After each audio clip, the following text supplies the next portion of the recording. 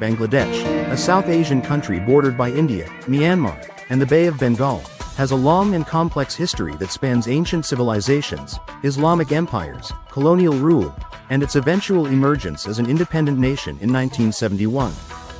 Known for its lush landscapes, vibrant culture, and tumultuous political history, Bangladesh has been shaped by centuries of cultural interactions, colonial exploitation, and the struggle for national identity.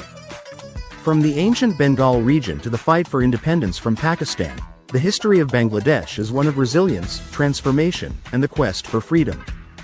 Early history in the ancient Bengal region. Ancient civilizations and the Gangaridai kingdom, circa 2000 BCE to 200 CE. The history of Bangladesh dates back to ancient times, with archaeological evidence indicating the existence of human settlements in the region as early as 2000 BCE. The area that is now Bangladesh was part of the broader Bengal region, which included the territories of modern West Bengal in India. It was a fertile region, nourished by the Ganges and Brahmaputra rivers, making it ideal for agriculture and trade. By the 4th century BCE, the region was known to ancient Greek and Roman writers as the Gangaridai kingdom, which was famed for its wealth and formidable military power. According to the Greek historian Diodorus Siculus, the army of Gangaridai was so powerful that it deterred Alexander the Great from attempting to conquer the region during his campaign in India. The Gupta Empire and the rise of the Pala Dynasty, 4th–12th century CE. The Gupta Empire, circa 320 to 550 CE, ruled much of northern India, including parts of Bengal. During this period, the region experienced significant cultural and intellectual advancements, often referred to as the Golden Age of India. However, it was under the Pala Dynasty, 8th–12th centuries, that Bengal truly flourished. The Palas, who were devout Buddhists, promoted the spread of Buddhism and established several important Buddhist centers, including the famous Vikramashila and Nalanda universities. The Pala rulers also expanded their territory, extending their influence over large parts of northern India. Under their reign, Bengal became a significant hub for trade, culture, and education, attracting scholars, merchants, and pilgrims from across Asia. The Sena dynasty and the decline of Buddhism, 12th century CE. Following the decline of the Palas, the Sena dynasty, circa 11th–12th century, took control of Bengal. The Senas were devout Hindus and sought to revive Hinduism in the region, which had been overshadowed by the spread of Buddhism under the Palas. The Sena rulers established a rigid caste system and built several Hindu temples. However, their reign was relatively short-lived, as the arrival of Islamic forces in the early 13th century would dramatically alter the region's religious and cultural landscape. Islamic rule and the Bengal Sultanate. The Delhi Sultanate and the introduction of Islam, 13th–14th century. Islam was introduced to Bengal in the early 13th century, when Bakhtiar Khalji, a general of the Delhi Sultanate, invaded Bengal and established Muslim rule. Over the next few centuries, Islam gradually spread throughout the region, particularly among the rural population. The Delhi Sultanate exerted its influence over Bengal, although local governors often wielded considerable autonomy. Islamic culture, art, and architecture flourished under the sultans, who built mosques, madrasas, Islamic schools, and other religious institutions. Bengal became known for its syncretic culture, where Islamic traditions coexisted with Hindu and Buddhist practices.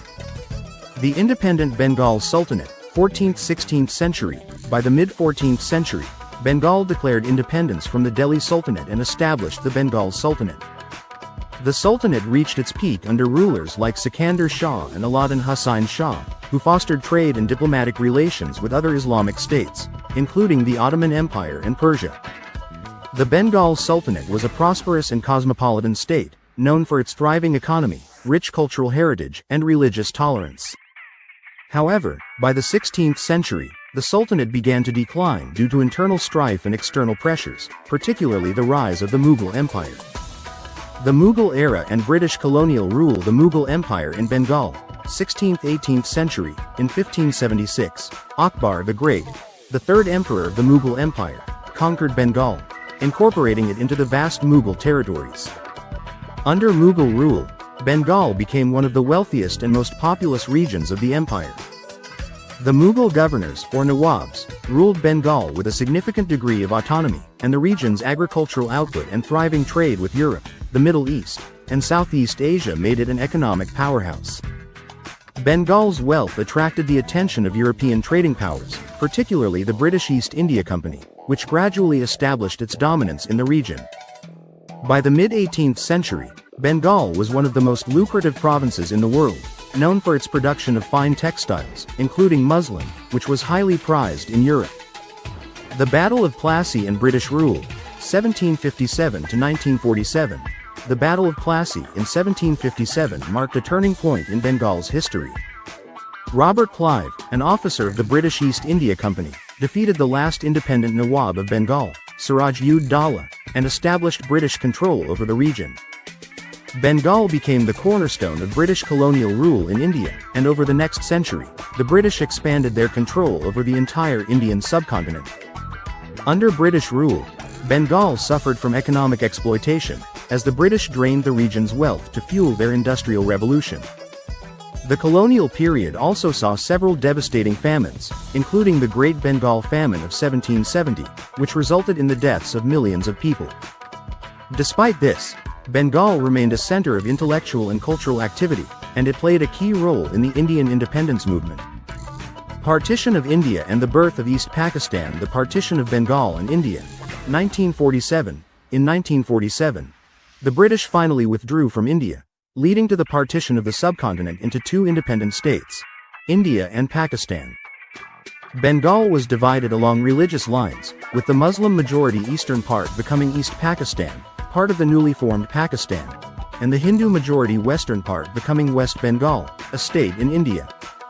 However, the union between East and West Pakistan was fraught with tension from the very beginning. East Pakistan was geographically, culturally, and linguistically distinct from the western part of the country. While the majority of East Pakistan's population spoke Bengali, the central government in West Pakistan imposed Urdu as the national language, leading to widespread discontent in the east. The language movement and rising tensions, 1952. The imposition of Urdu sparked the language movement in East Pakistan, with protests erupting across the region in defense of the Bengali language. On February 21, 1952, police opened fire on protesters in Dhaka, killing several people. This event became a rallying point for the people of East Pakistan and laid the foundation for the Bengali nationalist movement. February 21 is now commemorated as International Mother Language Day, a symbol of the struggle for linguistic and cultural rights. The War of Independence and the creation of Bangladesh. Political discontent and the road to independence. Throughout the 1960s, political and economic discontent in East Pakistan continued to grow. The people of East Pakistan felt increasingly marginalized by the central government, which was dominated by West Pakistan. Economic disparities between the two regions further fueled resentment, as East Pakistan, despite being more populous, received less investment in political representation. In the 1970 general elections, the Awami League, led by Sheikh Mujibur Rahman, won a landslide victory in East Pakistan, securing the majority of seats in the national parliament. However, the central government in West Pakistan, led by President Yahya Khan and Zulfikar Ali Bhutto, refused to recognize the results, leading to a political crisis. The Liberation War, 1971. On March 26, 1971, after months of political deadlock, the Pakistani military launched Operation Searchlight, a brutal crackdown on the people of East Pakistan.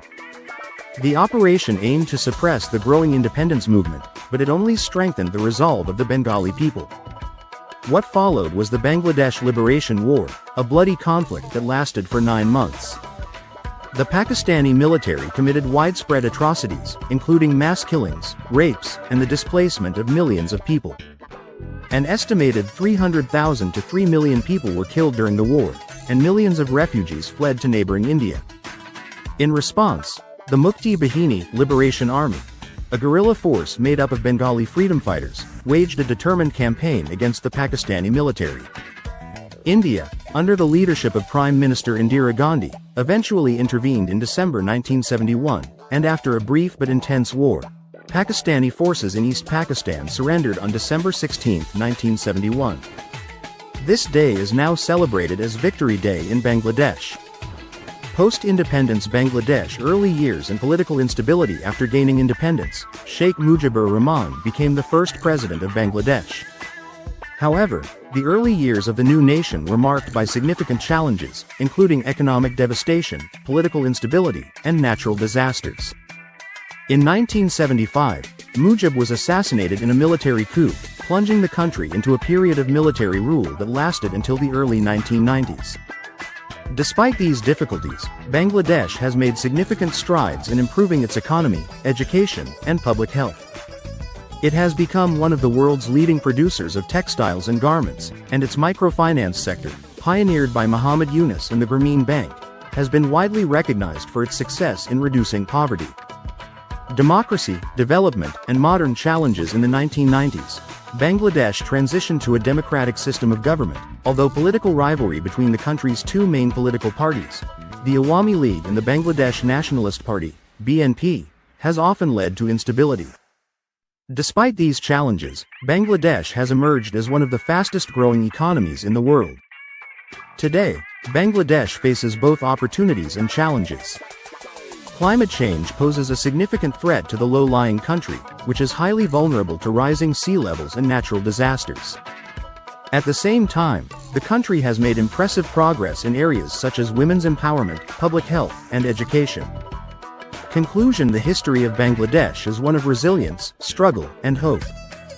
From its ancient roots in the Bengal region to its fight for independence in 1971, the people of Bangladesh have demonstrated a remarkable ability to overcome adversity and build a nation that continues to grow and thrive. As Bangladesh looks to the future, it remains deeply connected to its rich cultural heritage and the enduring